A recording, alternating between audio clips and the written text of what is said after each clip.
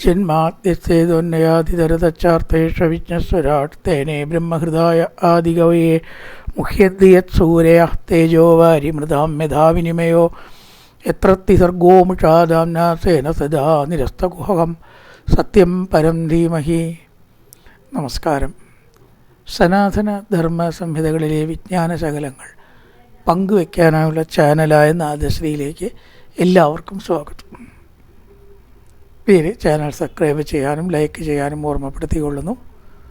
Subscribe ചെയ്ത് like ചെയ്ത് സഹകരിച്ചവർക്കെല്ലാം നന്ദി രേഖപ്പെടുത്തിക്കൊള്ളുന്നു. ശ്രീമദ് ഭാഗവതത്തിൽ തൃതീയ സ്കന്ധം 34-ാമത്തെ ശ്ലോകം, 6-ാം അധ്യായത്തിൽ 34-ാമത്തെ ശ്ലോകം വരെയാണ് പറഞ്ഞു വെച്ചത്. വിരാട് പുരുഷൻ്റെ ഉൽപ്പത്തി, വിവിധ അവയവങ്ങൾ, അതായത് അധിഷ്ഠാനം അവയവവും ഒന്നാണ്. രണ്ട് പേരാക്കി പറയണമെന്നേ ഉള്ളൂ. അതിലൊരു ദേവനുണ്ട്. ആ ദേവനെ കൊണ്ടാണ് പ്രവർത്തനം നടക്കുന്നത്. കണ്ണ് കാണുന്നത് സൂര്യൻ്റെ ആ ദേവൻ, കൈ പ്രവർത്തിക്കുന്നത് ഇന്ദ്രൻ, ആ ദേവൻ, അവിടെ ഇന്ദ്രൻ. അതുപോലെ തന്നെ ഇന്ദ്രിയം, കണ്ണിൻ്റെ ഇന്ദ്രിയം ആണ് നേത്രം, ചെവിയുടെ ഇന്ദ്രിയമാണ് ശ്രോത്രം.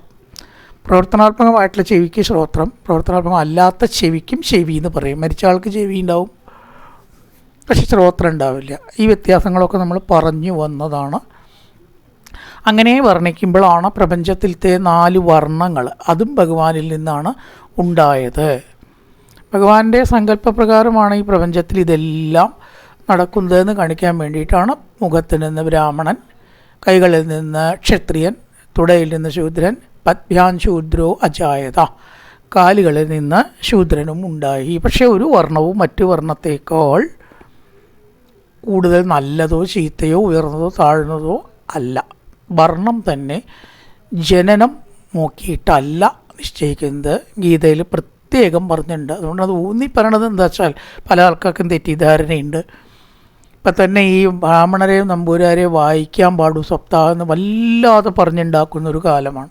ഒരു പ്രത്യേക വ്യക്തിയെ ഉദ്ദേശിച്ചിട്ടല്ല ഞാൻ പറയണത്. അങ്ങനെ ഒരു ട്രെൻഡ് ഇപ്പോൾ പഴയ കാലത്തേക്കുള്ള ആ തെറ്റായ പ്രവണതയിലേക്ക് പോകുന്നുണ്ട്. നമ്മളതൊക്കെ അറിയുന്നുണ്ട്, ബാധിക്കുന്നുണ്ട്, സത്യം പറയാലോ. അപ്പം അത് ശരിയല്ല എന്നെല്ലാവരും മനസ്സിലാക്കണം. അതിനുവേണ്ടി ഈ ഭാഗം ഒന്ന് ഊന്നി പറയുന്നു എന്നേ ഉള്ളൂ. അപ്പോൾ ഒരു അവയവവും ഭഗവാന്റെ മറ്റൊരു അവയവത്തേക്കാൾ ശ്രേഷ്ഠമല്ല. ഭഗവാന്റെ പാദത്തെയാണ് നമ്മൾ ആപത്ഘട്ടം വരുമ്പോൾ ധ്യാനിക്കുന്നത്. പാദം അപ്പം കുറവാകുമോ? അപ്പം അതിൽ നിന്നുണ്ടായ ശൂദ്രൻ എങ്ങനെയാ താഴെയാവുക? ഉച്ചനീചത്വങ്ങളും ആസമത്വങ്ങളും ബ്രാഹ്മണ തെറ്റായ മേധാവിത്വങ്ങളും ഒരു കാലത്തും സനാതനധർമ്മം അംഗീകരിക്കുന്നില്ല. വ്യാസൻ ബ്രാഹ്മണനല്ല ജന്മം കൊണ്ട്, പക്ഷേ അല്ലാത്തതുകൊണ്ട് ബ്രാഹ്മണനാണ്. സൂതൻ ജന്മം കൊണ്ട് ബ്രാഹ്മണനല്ല, എല്ലാം കൊണ്ടും ബ്രാഹ്മണനാണ്. ശുഗമഹർഷി ജന്മം കൊണ്ട് ബ്രാഹ്മണനല്ല, എല്ലാം കൊണ്ടും ബ്രാഹ്മണനാണ്. അപ്പോൾ ജന്മം മാത്രമല്ല ബ്രാഹ്മണ്യത്തിൻ്റെ അവസ്ഥ. ഏതേ വർണ്ണാഹ സ്വധർമ്മേണ യജന്തി സ്വഗുരം ഹരിം.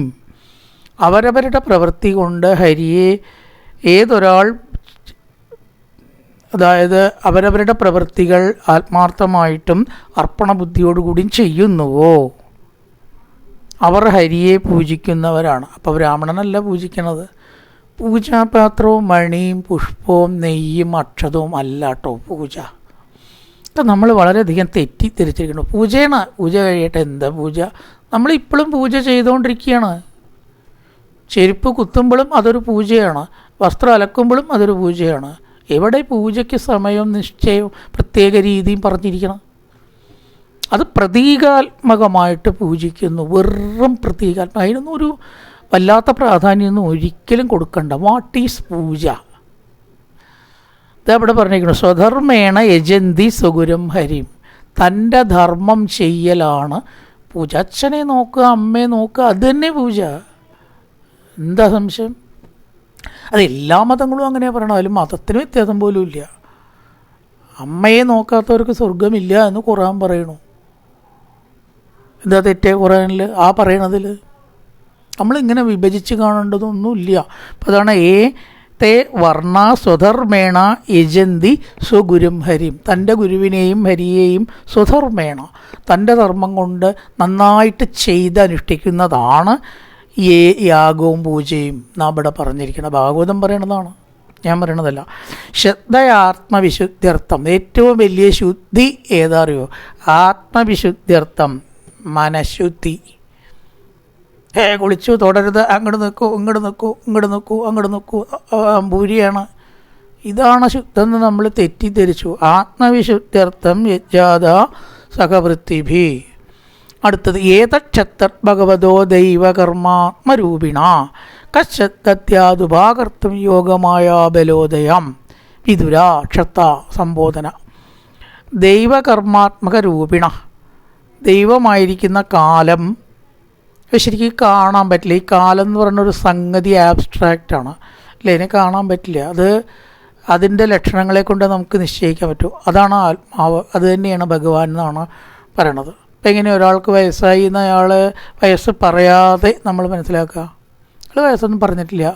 പ്രായം കൊണ്ടാണെങ്കിൽ വളരെ ചെറുപ്പം തോന്നിക്കുന്ന ഒരാൾക്ക് 60 വയസ്സായി തോന്നുന്നു വിചാരിക്കുക. ഉദാഹരണം, 60 വയസ്സായിട്ടുള്ള ഒരാൾ, അയാൾക്ക് 30 വയസ്സിൻ്റെ പ്രായമേ തോന്നിക്കുള്ളൂ എങ്കിൽ നമുക്ക് പറയാൻ പറ്റില്ല അയാൾക്ക് 60 വയസ്സായി എന്ന്. നേരെ മറിച്ച് അതിൻ്റെ ലക്ഷണങ്ങളൊക്കെ ഉണ്ട്. തലനരക്കിലും കുറേശ്ശെ പല്ല് പോക്കോ അങ്ങനെയൊക്കെയാണ് വെച്ചാലോ വേഗം നമുക്ക് മനസ്സിലാവും അയാൾ വയസ്സനാണ് കേട്ടോ, ഒരു വയസ്സായ ആൾ വരുന്നുണ്ട്. അപ്പോൾ ഇവിടെ ഈ ലക്ഷണം ഒത്തിട്ടുള്ള ആളെ എങ്ങനെയാണ് തീർച്ചപ്പെടുത്തിയത്? അയാളുടെ ലക്ഷണം കണ്ടിട്ടാണ്, അല്ലാണ്ട് ഒരു ലക്ഷണമില്ല. കാലം അറിയാൻ പറ്റില്ല. നമ്മൾ തന്നെ മനസ്സിലാക്കുന്നത് കണ്ണാടി നോക്കുമ്പോൾ ഓരോ തല നരച്ചിരിക്കുന്നു. വാർദ്ധക്യമായി കേട്ടോ, വാർദ്ധക്യം തന്നെ പ്രായമല്ല കേട്ടോ.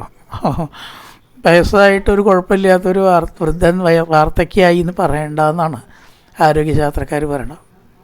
വയസ്സായിട്ടുള്ള ആളെന്ന് പറയാം, ഒരു വയോധികൻ എന്ന് പറയാം. പക്ഷേ വയസ്സൻ വയ്യാത്തവർ എന്നുള്ള അർത്ഥത്തിൽ വാർദ്ധക്യം ബാധിക്കുക എന്ന് പറഞ്ഞാൽ എന്താ? അത് ശരീരത്തിന് വയ്യാത്തുണ്ടാവാം മാത്രം, അത് ചെറുപ്പത്തിലും ആവാം. അപ്പോൾ വെറും ഏജല്ല ഒരാളുടെ വാർദ്ധക്യം എന്നുള്ള ഉദ്ദേശിക്കുന്നത്. അപ്പം എന്തായാലും കാലം അദൃഷ്ടമാണ്, കാലം നിന്നെ കാണാൻ പറ്റില്ല, ലക്ഷണം കൊണ്ട് നിശ്ചയിക്കുകയാണ്. ദൈവകർമ്മ ആത്മരൂപിണ, ദൈവം കർമ്മം ആത്മരൂപിണ കശ്ചത്യാദുപാകർത്തും യോഗമായ ബലോദയം.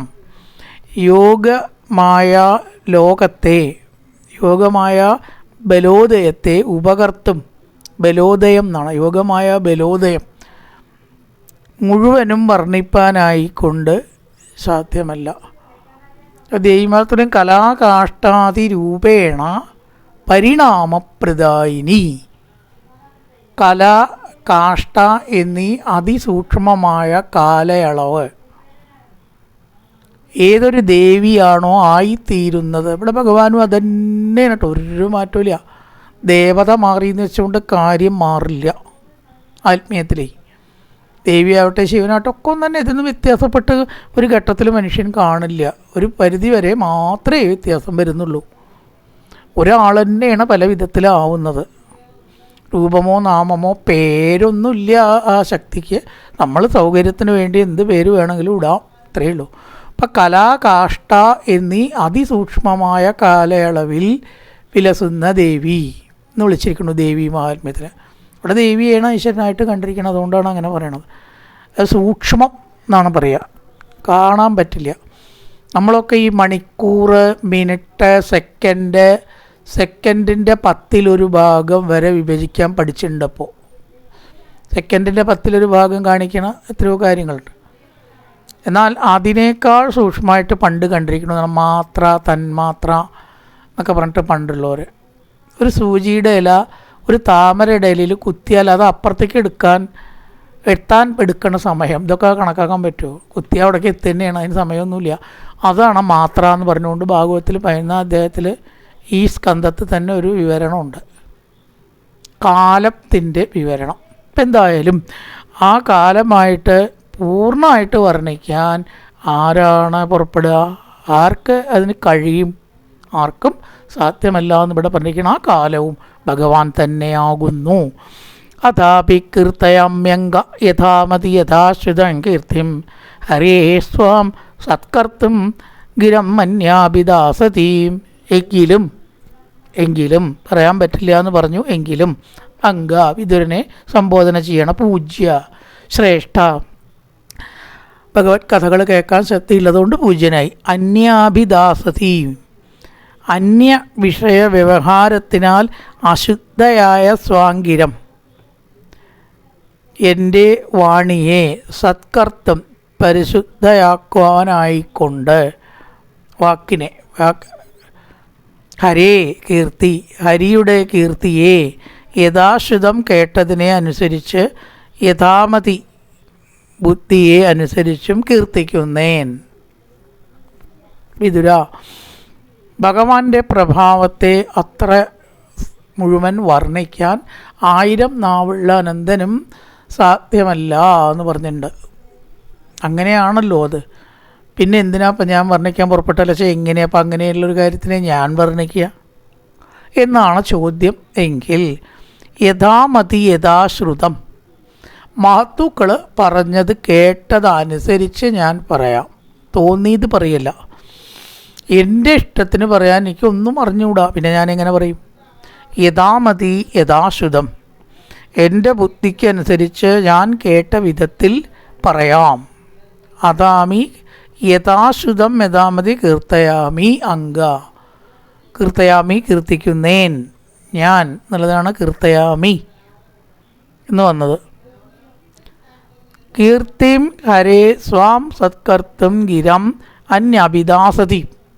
എന്തിനാണ് കീർത്തിക്കുന്നത്? ഇത്രയൊക്കെ ബുദ്ധിമുട്ടുള്ള വിഷയത്തിനെക്കുറിച്ച് സംസാരിക്കണ്ട എന്ന് വെച്ചുകൂടെ? അങ്ങ് ചോദിച്ചാലും എനിക്കറിയില്ല എന്ന് പറഞ്ഞാൽ ഒഴിഞ്ഞു മാറിക്കൂടെ? ഒഴിഞ്ഞു മാറാൻ വിഷമമൊന്നുമില്ലല്ലോ. ഏറ്റവും എളുപ്പമുള്ള കാര്യമായിട്ട് ഈ ഒഴിഞ്ഞു മാറല്.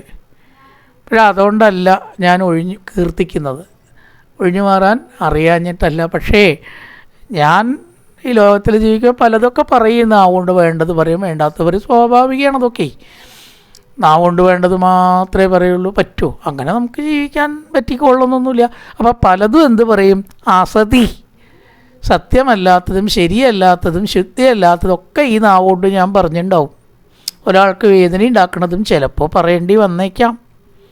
അതിനെ പരിഹരിക്കാൻ വേണ്ടിയിട്ടാണ്. അതിനെന്താ പരിഹാരം? ഹരിയുടെ നാമങ്ങളെ കുറച്ചാണ്ട് കീർത്തിച്ചാൽ മതി. ധാരാളം നാമം ചൊല്ലുക. എന്നാ തോന്നിയതൊക്കെ പറയാം എന്നാണോ? തോന്നിയതൊക്കെ പറയാനുള്ള ലൈസൻസ് അല്ല കേട്ടോ ഈശ്വരനെ കീർത്തിക്കൽ. അതൊട്ടും വിചാരിക്കണ്ടേ. കുറച്ച് നേരം ഈശ്വരനെ കീർത്തിയാൽ തോന്നിയത് എന്തും പറയാം, അങ്ങനെയില്ല. നമ്മളെല്ലാ നിലയ്ക്കും ശരിയല്ലാത്തതോ മറ്റൊരാളുടെ മനസ്സിനെ വേദനിപ്പിക്കുന്നതോ കഠിന വാക്കുകളോ പറയരുത്. അത് നിർബന്ധം തന്നെയാണ്. എല്ലാ രീതിയിലും പറയരുത്. അഥവാ സന്ദർഭവശാൽ പറയേണ്ടി വന്നാൽ ഹരിയുടെ കീർത്തനം കൊണ്ട് അതിൻ്റെ ദോഷത്തെ അകറ്റാം, നാമജപം കൊണ്ട് അതിനെ അകറ്റാം എന്നാണ് പറഞ്ഞത്.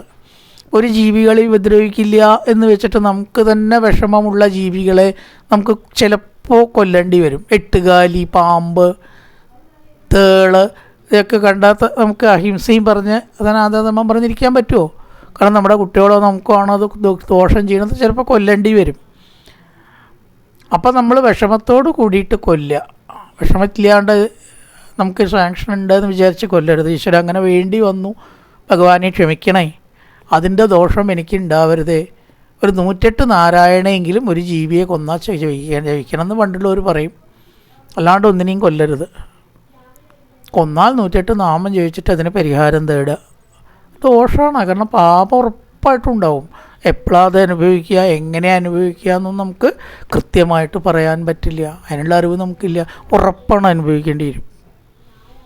അതുകൊണ്ട് കൊല്ലണ്ടെന്ന് വയ്ക്കാൻ പറ്റില്ല. ജീവിതമാണ്. ചില പാപങ്ങൾ നമുക്ക് ചെയ്യേണ്ടി വരും.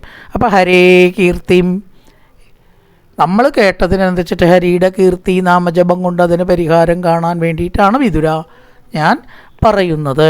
അപ്പോൾ നമുക്ക് പറഞ്ഞ് മനസ്സിലാക്കി ചിന്തിക്കേണ്ട വിഷയങ്ങളാണ്.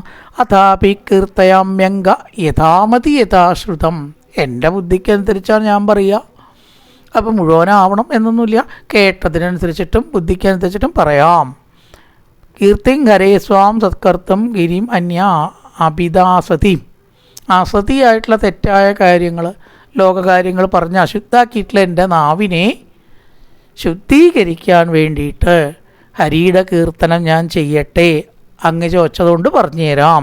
ചോദിച്ചിട്ടേ പറയുള്ളൂ കേട്ടോ. ചോദിക്കാൻ പറഞ്ഞു കൊടുക്കരുത്.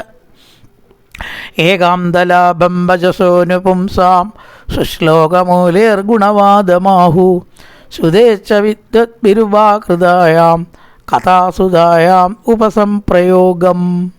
പുംസാം പുമാന്മാരുടെ, ആദ്യം നോക്കാം, വചസ വാക്കിൻ്റെയും, ശ്രുതേ ശ്രുതിയുടെയും, ഏകാന്തലാഭം മുഖ്യമായ പ്രയോജനം, ലാഭം പ്രയോജനം, സുശ്ലോക മൗലേ കീർത്തനീയന്മാരിൽ വെച്ച് ഉത്കൃഷ്ടനായ ഹരിയുടെ നർത്തം. സുശ്ലോക മൗലേ, സുശ്ലോകം കീർത്തി, മൗലി അതിൻ്റെ തലപ്പത്തുള്ളത്, മൗലി തലയാണല്ലോ. അപ്പോൾ സുശ്ലോക മൗലേ കീർത്തിയുടെ ഉച്ചകോടിയിൽ നിൽക്കുന്ന ഗുണവാദം കീർത്തനവും ഹരികീർത്തനങ്ങൾ. വിദ്വന്മാരാൽ, ഭി എന്ന് പറഞ്ഞാൽ അവരാൽ എന്നുള്ള വിഭക്തിയാണ്. ഉപാകൃതായാം വർണ്ണിക്കപ്പെട്ടിരിക്കുന്ന കഥാസുതായാം കഥാമൃതത്തിൽ ഉപസംപ്രയോഗം സമർപ്പണമാകുന്നു എന്ന് ആഹു പറയുന്നു. അതായത് നമുക്കൊക്കെ സംസാരിക്കാനുള്ള ശക്തി ഭഗവാൻ തന്നു. ഭാവെന്തിനു തന്നു ഭഗവാൻ, നാരായണ നാമം ചെല്ലാൻ, അല്ലെങ്കിൽ ഭഗവാന്റെ കഥകൾ കീർത്തിക്കാൻ, അങ്ങനെയാവാം. ഈ അർത്ഥഗർഭമായിരിക്കുന്ന വാക്കുകൾ കമ്പൈൻ ചെയ്തൊരു വാചകമാക്കി പറയാൻ മനുഷ്യന് മാത്രമേ പറ്റൂ. അതന്നെ എല്ലാവർക്കും പറ്റുമോ? പറ്റില്ല. ഒരു വാചകം കൃത്യമായിട്ട് തുടങ്ങി കൃത്യമായിട്ട് അവസാനിപ്പിക്കാൻ പറ്റാത്ത എത്രയോ ആൾക്കാരെ നമുക്കറിയാം. പ്രസംഗം ഇങ്ങനെ തുടങ്ങും, പക്ഷെ വാചകത്തിനൊരു തുടക്കം ഉണ്ടാവില്ല, ഒടുക്കം ഉണ്ടാവില്ല. ഉണ്ടാവുമോ? ചിലർക്ക് അങ്ങനെ പറയും, കഷ്ടമായിട്ട് കാര്യങ്ങളൊക്കെ പറയും അവർ. അപ്പോൾ അത് ഒരു കഴിവാണ്. ഭഗവാൻ തന്നിട്ടുള്ള ഒരു കഴിവ്. കൃത്യമായിട്ട് വാചകം തുടങ്ങുക, കൃത്യമായിട്ട് വാചകം വയ്ക്കുക എന്ന് പറയുന്നതിന് അത് വേണം അല്ലേ? ആകാശവാണിയിലൊക്കെ നമ്മൾ കഥ പറയുമ്പോൾ പുറമേ ഓപ്പൺ സ്റ്റേജിൽ പറയണ പോലെ അല്ല പറയുക, എഴുതി ഉണ്ടാക്കുക തന്നെ വേണം. അങ്ങനെ കൃത്യമായിട്ടുള്ള സെൻറ്റൻസുകൾ ആയിരിക്കണം. അപ്പോൾ ഇവിടെ പറയണത് എന്താ വെച്ചാൽ, അങ്ങനെയുള്ള വാക്കുകൾ നമ്മൾ പലതും പറയുന്നുണ്ട്. പലതും പറഞ്ഞ് പകൽ കളയുന്ന നാവുതവ തിരുനാമ കീർത്തനമിതരു അതിനായി വരേണമിക. എത്ര പറയണു ഒരു ദിവസം, എത്ര എനർജി സംസാരത്തിൽ കൂടെ നമ്മൾ കളയണു. ഇതൊന്നും വാക്കുകൾ എന്ന് പറയുന്ന വിദ്വാൻമാരുടെ ആ ഒരു അവസ്ഥയല്ല. എപ്പോഴാണ് വാക്ക് പൂർണ്ണമാവണത്? സവാക്യയാ തസ്യ ഗുണാൻ ഗൃണീതേ, തസ്യ അവൻ്റെ ഭഗവാന്റെ ഗുണങ്ങളെ കീർത്തിക്കുമ്പോഴാണ് വാക്കാവുന്നത്. എല്ലാ ജീവികൾക്കും ശബ്ദം ഉണ്ടാക്കാനല്ലേ? പൂച്ച ശബ്ദം ഉണ്ടാക്കണു, ശ്വാവു ശബ്ദം ഉണ്ടാക്കണു, പക്ഷികൾ ശബ്ദം ഉണ്ടാക്കണു, എല്ലാ ജീവികളും ശബ്ദം ഉണ്ടാക്കും. പക്ഷേ അതിനൊന്നും വാക്ക് എന്ന് പറഞ്ഞുകൂടാ. വാക്ക് അർത്ഥമുള്ള രണ്ടക്ഷരങ്ങളുടെ കോമ്പിനേഷൻ ആണ്. വാക്കിൻ്റെ നിർവചനത അർത്ഥമുള്ള 2, 3 അതിലധികമോ അക്ഷരങ്ങളുടെ കോമ്പിനേഷനെ വാക്ക് എന്ന് പറയാം. അർത്ഥം ഉണ്ടാവണം. സാധാരണ വ്യാകരണത്തിൽ തന്നെ അങ്ങനെയാണ് പറയുക. പക്ഷെ ഇവിടെ ഒന്നും കൂടി തിരുത്തി,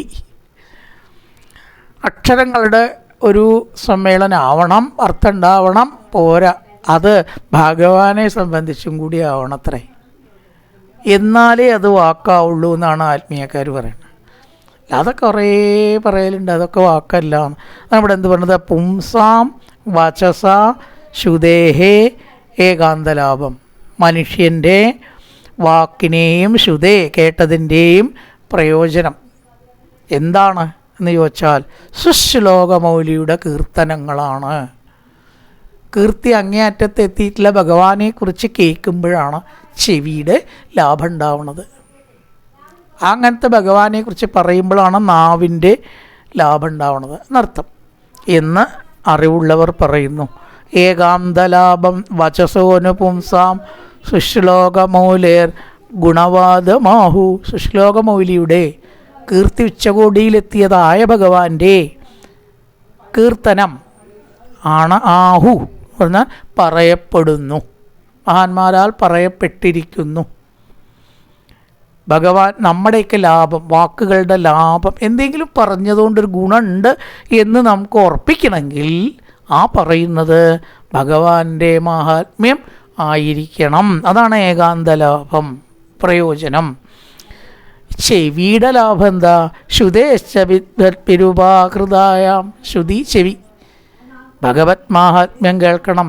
കഥാസുതായാം ഉപസംപ്രയോഗം, ഭഗവാന്റെ കഥകളുടെ ചെവി കൊണ്ട് കേൾക്കാൻ വേണ്ടിയിട്ട് തുറന്നിടുക, മറ്റതൊക്കെ അടച്ചു വയ്ക്കുക, ഒന്നും കേൾക്കണ്ട. ഈശ്വര കഥകൾക്കായിക്കൊണ്ട് തുറന്നിടുന്ന ചെവിയിലാണ് ചെവി കൊണ്ടുള്ള ഗുണം. പറയുന്ന നാവ് അല്ലെങ്കിൽ വാക്കാണ് വാക്കിൻ്റെ ഗുണം എന്ന് ഇവിടെ മൈത്രേയ മഹർഷി ഇപ്പോൾ അനുസ്മരിച്ചിരിക്കുന്നു. പറയണം, ആത്മനോവസിതോ വത്സ മഹിമാ കവിനാദിന സംവത്സര സഹസ്രാന്തേ ദിയായോഗ വിഭക്വയാ. ഭഗവാന്റെ കഥ കേൾക്കാൻ വ്യഗ്രതയോടുകൂടിയിരിക്കുന്നത് കൊണ്ട് പിതരനോട് വാത്സല്യം തോന്നി മൈത്രേയന്. അങ്ങനെ വേണം ആൾക്കാരായാലേ. ഹേ വത്സ, അല്ലയോ നല്ല ഗുണങ്ങളോട് കൂടിയവനെ എന്ന് വിളിക്കുകയാണ്. ബാല, കുട്ടി എന്നൊക്കെയാണ് വത്സ. ആദിന കവിന, ആദികവി സംസ്കൃതത്തിൽ ബ്രഹ്മാവാണ് അർത്ഥം. വാൽമീകിയാണ് ആദികവി എന്നൊക്കെ പറയും.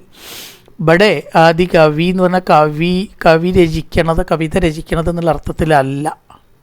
കവിം കവീനാം ഉപവസ്തുമ ധ്യാനം ശ്ലോകം പറയുമ്പോൾ ഗണപതിയിൽ കവിം കവീന എന്നൊരു പ്രയോഗമുണ്ട്. അതിൽ കവി പണ്ഡിതൻ എന്നർത്ഥമാണ്. അറിവുള്ളവരെയൊക്കെ കവി എന്ന് പറയാം.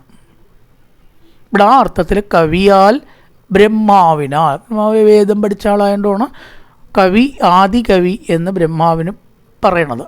തേനേ ബ്രഹ്മകൃതായ ആദികവയെ, ആദ്യത്തെ ശ്ലോകത്തിൽ തന്നെ ഭാഗവതത്തിൽ ആദികവി ബ്രഹ്മാവ് നിശ്ചയിച്ചിരിക്കുന്നു. തമ്പത്സര സഹസ്രാന്തേ, 1000 വർഷങ്ങളുടെ അവസാനത്തിൽ യോഗവിഭക്വയാ, തപസ്സുകൊണ്ട് ശുദ്ധമായ, യോഗം തപസ്സുകൊണ്ട് ശുദ്ധമായ, ദിയാ ബുദ്ധിയാൽ, ആത്മന പരമാത്മാവായ ഹരിയുടെ മഹിമ മാഹാത്മ്യം അവസിതം പൂർണ്ണമായി പറയപ്പെട്ടുവോ? ബ്രഹ്മാവിന് കഴിയാത്തത് പിന്നെ ബാക്കിയുള്ളവർക്ക് കഴിയുമോ എന്നാണ് ഇവിടെ വിവക്ഷ. ആത്മനോവസിതോ വത്സ, ഹേ വത്സ, ആത്മന അതാണ് പരമാത്മാവായിരിക്കുന്ന ഹരിയുടെ എന്നർത്ഥം. ആത്മന അവസിതോ പറയപ്പെട്ടുവോ, ഇത് അവസാനം പറയേണ്ടതാണ്. എത്രയോ വർഷം തപസ് ചെയ്ത, വേദങ്ങളെല്ലാം പഠിച്ച, കുറേയൊക്കെ ശുദ്ധാത്മാവായ ബ്രഹ്മാവിന് പോലും ഭഗവാന്റെ മാഹാത്മ്യം മുഴുവനെ പറയാൻ സാധിച്ചിട്ടില്ല. സൗന്ദര്യലഹരിയിൽ ശങ്കരാചാര്യർ പറയും, 6 മുഖമുള്ള സുബ്രഹ്മണ്യന്, 4 മുഖമുള്ള ബ്രഹ്മാവിന്, 5 മുഖമുള്ള പരമേശ്വരന്, എന്തിന് 1000 നാവുള്ള അനന്തന്, അമ്മേ ദേവി, അവിടുത്തെ മാഹാത്മ്യം വർണ്ണിച്ചിട്ട് കഴിഞ്ഞിട്ടില്ല. ഏതോ പാട്ടിലും പറഞ്ഞിട്ടുണ്ടല്ലേ, പിന്നെ ഒരു മുഖം കൊണ്ടോ നാവ് കൊണ്ടോ ഞാൻ എന്ത് പറയാനാണ്. ഈ പറഞ്ഞ ആൾക്കാരൊക്കെ മുഖമോ നാവോ മാത്രമല്ല കൂടുതൽ ചിന്തിക്കണം. യോഗ്യത കൊണ്ടും കേമ സുബ്രഹ്മണ്യൻ അച്ഛനെയും കൂടി പഠിപ്പിച്ച ആളാണ്. ബ്രഹ്മാവ് വേദമൊക്കെ പഠിച്ച പരമേശ്വരൻ്റെ മഹാത്മ്യം നോക്കച്ചാൽ അതന്നെയല്ലേ കേമം. 1000 നാവുള്ള അനന്തൻ്റെ മുകളിലാണ് ഭഗവാൻ ശയിക്കുന്നത്. അപ്പോൾ അതിൻ്റെ മഹാത്മ്യം ഇല്ലെങ്കിൽ എവിടെയെങ്കിലും ഭഗവാൻ കിടക്കുമോ? അപ്പോൾ ഇതൊക്കെ കേമന്മാരാ. നാവ് മാത്രമല്ല പറയാനുള്ള കഴിവുണ്ട്, അതും കൂടി സൂചന. ഈ അവർക്ക് കഴിയാത്തത് എങ്ങനെയാണ് നമ്മൾ പറയുക? ഒറ്റമാർഗികൾ കേട്ടതനുസരിച്ചിട്ട് പറയുക, അത് പൂർണ്ണമാണ് എന്ന് അഭിമാനിക്കാതെ പറയുക. ഈ പറയണതൊക്കെയാണ് ഭഗവാന്റെ മാഹാത്മ്യം എന്ന് പറയരുത്, വിചാരിക്കരുത്. കാരണം പണ്ടൊരാൾ പറഞ്ഞു, ഭഗവാനെ കുറിച്ചുള്ള ഏറ്റവും നല്ല അറിവ് ഏതാ അറിയോ? അറിയാൻ കഴിയില്ല എന്നറിവ് അത്രേ. ആണ് ഗുരുനാഥൻ കൃഷ്ണനോട് ചോദിച്ചത്, ഇത്രയൊക്കെ പഠിച്ചിട്ട് നിനക്ക് എന്തേ പടിഞ്ഞേ? ശിഷ്യൻ പറഞ്ഞു, ഗുരുനാഥ ഇതൊന്നും മനസ്സിലാവില്ല എന്ന് മനസ്സിലായിട്ടോ. എടുക്ക, അതെന്നെ മനസ്സിലാവുണ്ട്. അത് മനസ്സിലായില്ലോ, എന്നാ നീ അറിയേണ്ടത് അറിഞ്ഞു എന്നാ. ഇത് നമ്മുടെ ബുദ്ധിക്ക് മുഴുവനെ വശമല്ല എന്നറിഞ്ഞാൽ അത് തന്നെയാണ് അറിവ്. അപ്പോൾ അവനെ അറിയേണ്ടത് അറിഞ്ഞിരിക്കണു എന്നർത്ഥം. അതാണ് ഇപ്പോൾ ഈ ശ്ലോകത്തിൽ പറഞ്ഞത്.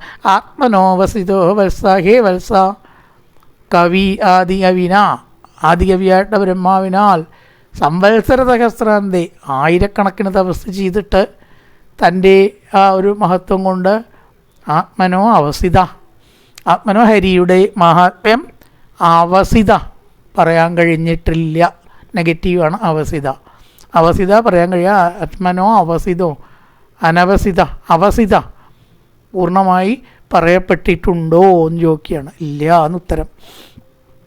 അതോ ഭഗവതോ മായ മാഹിനാം അഭിമോഹിനി സ്വയം ച ആത്മവത്മാത്മാ ന വേദകിമുദാപരേ. അതാ അതിനാൽ ഭഗവത മായ, ഭഗവാന്റെ മായ, മായിനാമഭി മോഹിനി, ഏറ്റവും വലിയ മായാശക്തിയുള്ളവർക്കും കൂടി മായയിൽ മോഹിപ്പിക്കുന്നതാണ്. മായയുടെ ടോപ്പിലുള്ളവരെ കൂടി മോഹിപ്പിക്കും എന്നാണ് ഭഗവാന്റെ മായ. ഒരു മായി ഭഗവാന്റെ അടുത്ത് വില പോവില്ല എന്നർത്ഥം. എന്തുകൊണ്ടെന്നാൽ ആത്മാ സ്വയം, പരമാത്മാവായ ശ്രീഹരിയും, ആത്മാ എന്ന് പറഞ്ഞാൽ പരമാത്മാവ്, ഹരി, ആത്മവത്മ മായാവിസ്താരത്തെ നവോ അറിയുന്നില്ല. അവിടെയാണ് അതിൻ്റെ രസം. ഭഗവാൻ കൂടി മായയുടെ മഹത്വം അറിയണില്ല അത്രേ. അത് ശരിയാണല്ലോ. ആ പരേ പിന്നെ മറ്റുള്ളവർക്ക് പറയാനുണ്ടോ? മായാശക്തിയെ ഭഗവാൻ കൂടി അറിയുന്നില്ല എന്ന് പറഞ്ഞാൽ